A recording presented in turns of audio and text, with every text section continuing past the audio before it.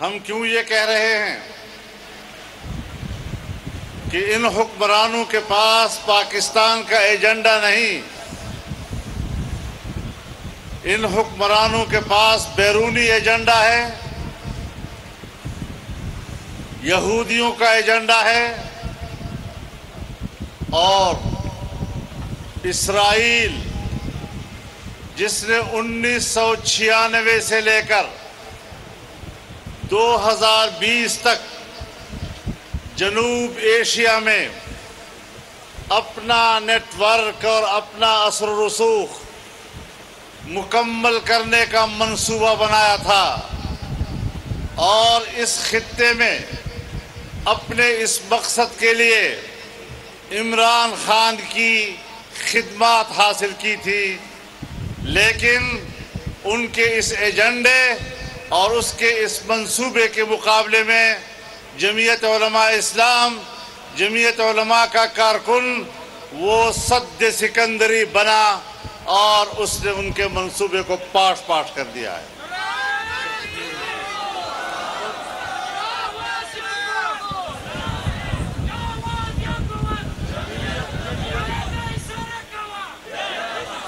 شاید آپ کو علم نہ ہو، میں آپ کو بتانا چاہتا ہوں کہ عمران خان کی حکومت کے خاتمے پر کون سی دنیا ہے جو رو رہی ہے؟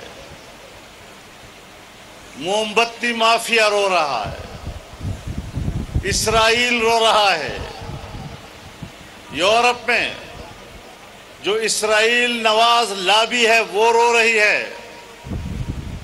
برطانیہ میں کنزرویٹو فرینڈز آف اسرائیل کے نام سے باقاعدہ ایک تنظیم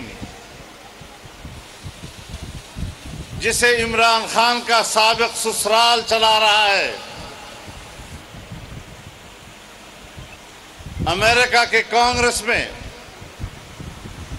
فرینڈز آف اسرائیل کمیٹی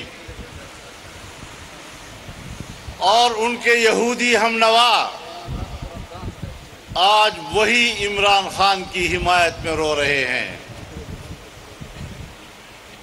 میں نے پریس کانفرنس میں بھی ان تمام شخصیات کا نام لیا تھا اور میں نے ثابت کیا تھا کہ یہ پاکستان دشمن بھی ہیں، یہ اسرائیل نواز بھی ہیں، یہ یہودی نواز بھی ہیں اور یہی عمران خان کے حامی بھی ہیں۔ میں نے اس شخصیت کی نشاندہی بھی کی تھی جو پاکستان میں علیحدگی پسند تحریکوں کی حمایت کرتا ہے۔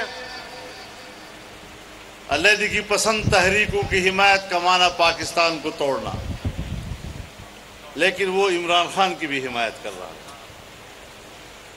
میں نے اس خاتون کا بھی نام لیا تھا جس کو پاکستان دشمنی کی پاداش میں ایئرپورٹ سے واپس ڈپورٹ کر دیا گیا تھا کہ آپ پاکستان میں نہیں آ سکتی۔ وہ خاتون بھی عمران خان کی حمایت کر رہی ہے۔ آج آپ کی میڈیا کے نامور اینکرز باقاعدہ اس پر پروگرام کر رہے ہیں۔ اتنی لمبی لسٹ تو میرے پاس نہیں جتنی کہ ان کے پاس ہے، اور وہ مسلسل آپ کو بتا رہے ہیں کہ دنیا میں کون کون لوگ ہیں جو اسرائیل کی بھی حامی ہیں، جو پاکستان کے بھی دشمن ہیں، لیکن عمران خان کے حامی ہیں۔ تو بلا وجہ ہم نے یہ بات نہیں کی تھی۔ تیرے کلمے تیرے کڑے ہمارے پدروا کو کلمے مانے ہو ابو جیل نے مسلمانی رہی تو بچا رہے گا مسلمان پدروا کو کلمے ہو عبداللہ بن ابی ہم نے مسلمانی رہی تو بچا رہے گا جگہ سے قوم غلط کی بدو خبر بات اور بیادات تحریک صرف جمعیت خلق کو چلا والا ہے مخالفت پہ دور خلق کو کڑائی سیاسی لحاظ سے ربی کڑائی خود تحریک صرف جمعیت کارکنانو چلا والا ہے پاکستان ټول سیاسی خلق مرجان سر ملګری ساتلی ہو یقیناً مساتلی ہو لیکن آج عمران خان کا تختہ الٹ دیا گیا ہے اور آنے والے وقت میں انشاءاللہ اس کا دوبارہ اقتدار میں آنے کا خواب بھی کوئی نہیں دیکھ سکے گا۔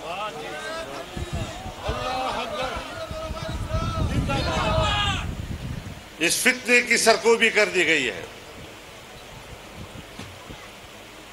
یہ دجالی فتنہ انشاءاللہ اس کا خاتمہ کر دیا گیا ہے، یہ دوبارہ اب سر نہیں اٹھا سکے گا۔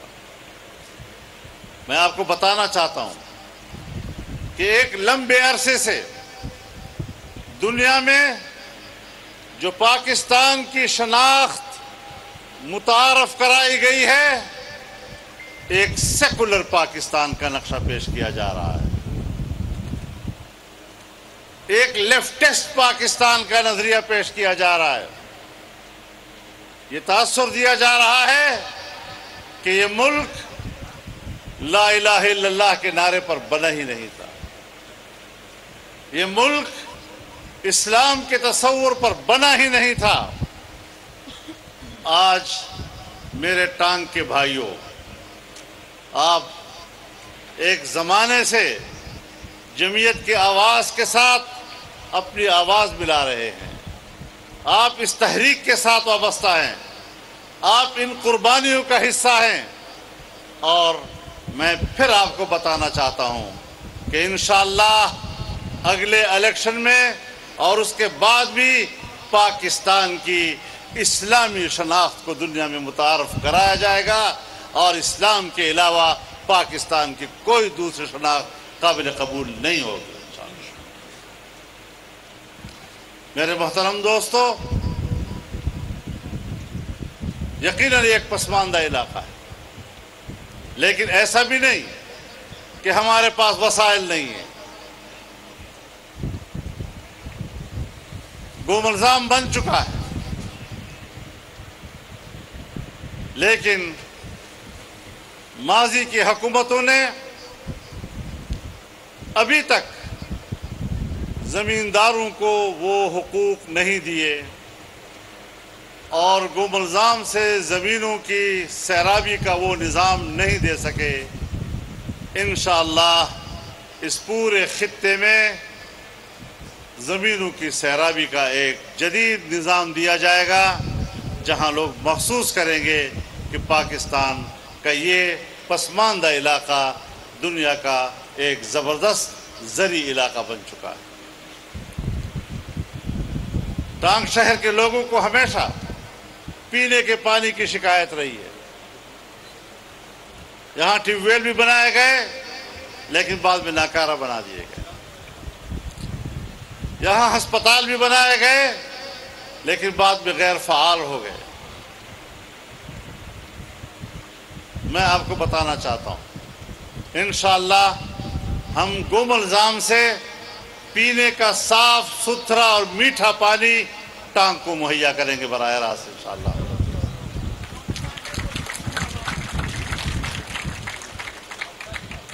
تقریباً 100 ارب کا یہ منصوبہ ہوگا، اور انشاءاللہ صاف پانی کا ایک باقاعدہ نظام بنایا جائے گا۔ ٹانگ زام کی منظوری بھی ہو چکی ہے، اس پر کام آگے بڑھ رہا ہے۔ میں ایک بات ٹانگ کے لوگوں کو بتا دینا چاہتا ہوں، یقیناً جب اتنے بڑے منصوبے بنتے ہیں، جب بڑے بڑے ڈیم بنتے ہیں، تو کچھ آبادیاں بھی متاثر ہوتی ہیں، کچھ لوگوں کے گھر بھی متاثر ہوتے ہیں، یقیناً وہ لوگ پریشان ہوں گے، لیکن میں ان کو بتانا چاہتا ہوں کہ ٹانگ کے چپے چپے کو میں خود جانتا ہوں۔ چپے چپے پر آباد ٹانگ ضلع کے ہر شہری کو میں خود جانتا ہوں، اور میں کبھی بھی آپ لوگوں کے حقوق کو دبانے نہیں دوں گا۔ انشاءاللہ آپ کا متبادل انتظام ہوگا۔ اگر اس پر کوئی جرگہ بھی مجھے ملنا چاہتا ہے اور میری رہنمائی کرنا چاہتا ہے علاقے کی ساخت کے حوالے سے، میں اس کے لیے بھی تیار ہوں۔ جب کوئی آئے گا انشاءاللہ، یہ کوئی جھگڑے والی بات نہیں ہے، ہمارا اور آپ کا ایک بھائی چارہ ہے۔ ہم نے سارے معاملات آپس میں جرگوں میں طے کیے، اور انشاءاللہ یہ تعلق قائم اور دائم رہے گا۔ آج سی پیک کے ساتھ یارک انٹرچینج سے ٹانگ کو ملایا جا رہا ہے، ٹانگ سے پیزو کے لیے نئی سڑک بنائی جا رہی ہے، جو لوگوں کا ایک دیرینہ مطالبہ رہا ہے۔ میں حیران اس بات پر ہوں کہ گزشتہ سالوں میں اس صوبے میں تقریباً 9 سال انہوں نے حکومت کی ہے، وفاق میں 3.5 سال حکومت کی ہے، تمام میگا پروجیکٹ فریز کر دیے گئے، منجمد کر دیے گئے۔ یہ کون سی حب الوطنی ہے؟ یہ کون سی عوام سے محبت ہے؟ کیا کر رہے تھے تم لوگ؟ مانا یہ تھا کہ پاکستان میں سیاسی عدم استحکام لایا جائے، پاکستان میں معاشی عدم استحکام لایا جائے، ملک کو زمین بوس کر دیا جائے، اور اس کے بعد انہوں نے حملہ کرنا تھا آپ کے دفاعی نظام پر، تاکہ ملک میں فوج بھی آپس میں لڑے، دفاعی نظام ٹوٹ جائے، ملک کی حفاظت کا آخری حصار وہ بھی ٹوٹ جائے۔ اختلاف ہم نے بھی کیے ہیں، لیکن ہم اختلاف کے حدود کو جانتے ہیں۔ ایک شخص سے اختلاف ہو سکتا ہے، لیکن ادارے کی ناگزیر حیثیت کا انکار نہیں کیا جا سکتا، وہ اپنی جگہ پر قائم رہتا ہے۔ ملین مارچ ہم نے بھی کیے، 14 ملین مارچ پورے ملک میں کیے، آزادی مارچ ہم نے اسلام آباد میں کیا، پورے ملک سے قافلے آئے اور حکومت کے خلاف اشتعال بھی تھا، لیکن ایک گملہ بھی نہیں ٹوٹا، ایک پتا بھی نہیں ٹوٹا، کسی درخت کا ایک پھل بھی نہیں گرایا گیا۔ اور ابھی چند دن ہوئے ہیں، ہم نے 2 دن کے نوٹس پر ملک سے لوگوں کو بلایا، جمعیت کے کارکنوں نے لبیک کہا، شاہراہ دستور پر انسانی سمندر اکٹھا ہوا، اور ہمارا کارکن اس کورٹ کے جس کے خلاف ہم گئے تھے، جس کے خلاف ہم احتجاج کر رہے تھے، اسی کورٹ کی کیاریوں کا بھی تحفظ کر رہے تھے، ان کے گملوں کا بھی تحفظ کر رہے تھے۔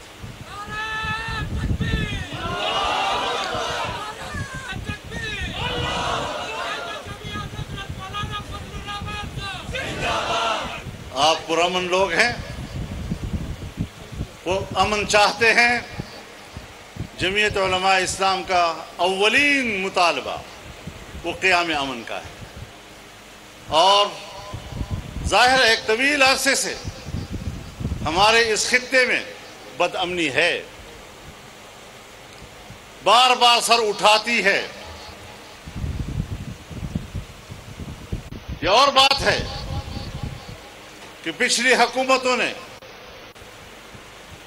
جو پالیسیاں بنائیں، ہمارا فلسفہ اس سے اتفاق نہیں کر رہا تھا،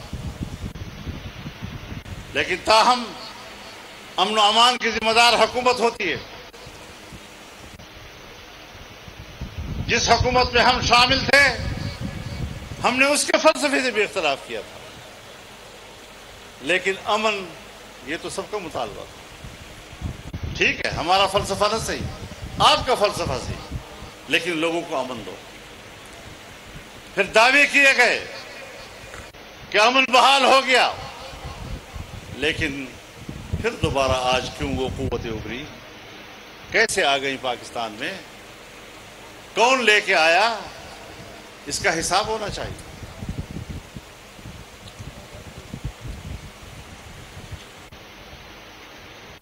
آپ قبائلی لوگ ہیں، آپ بھی اس بات کو جانتے ہیں کہ اگر 2 خاندانوں کے بیچ میں بھی لڑائی ہو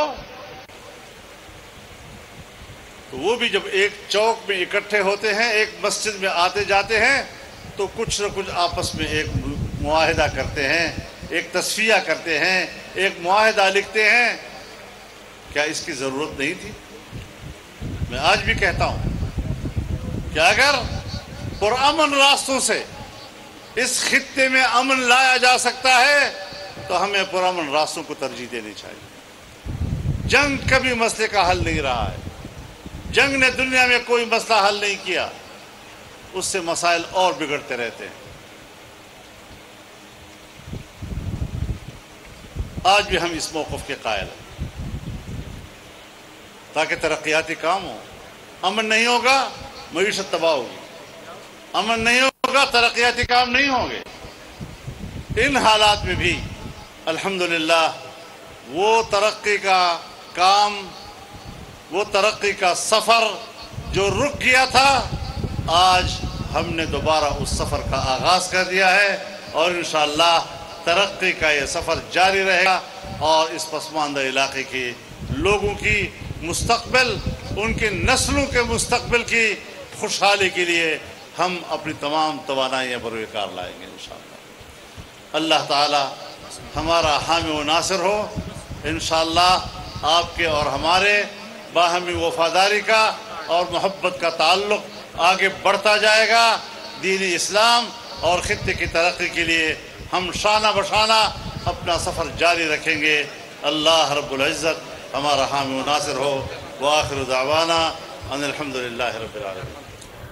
ٹانک میں مولانا فضل الرحمان تقریب سے مخاطب تھے. انہوں نے کہا کہ علیحدگی پسند تحریک کی حمایت کا مطلب پاکستان کو توڑنا ہے. ہم نے حکومت کے خلاف تحریک چلائی اور کلمہ حق بلند کیا. ان کی جانب سے یہ کہا گیا، انہوں نے کہا کہ ہم نے جب مارچ کیا تو ایک گملہ بھی نہیں